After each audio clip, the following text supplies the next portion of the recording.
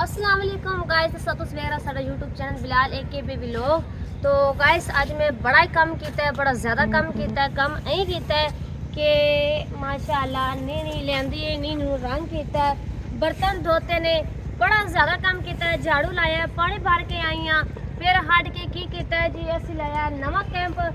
तुसीं दसना है कि थानू एक कैंप का कलर किस तरीके लग्या है ते किस तरीके थानू लगना चाहिए। तुसीं लाजमी दसना है कि प्यारा है या नहीं प्यारा।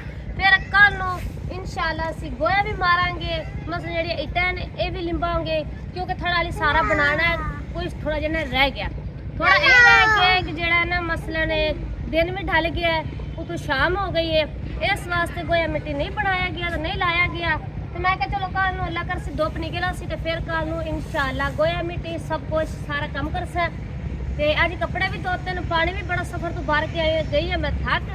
तो मैं यकीन को इतना थक गई ना, मसलन ठंड हो गई है क्योंकि सारा दिन पानी के विच हाथ पाई रखे, इस वास्ते पानी भर के बर्तन भी धोते हैं, कपड़े भी धोते हैं, फिर बच्चे ने नलाया, आप भी मसलन सारा काम किया पाया। तो इतना देख लो कि बड़ा प्लाट है, मैं सारा झाड़ू दिता है बस हो गई मेरी, आज यकीन करो।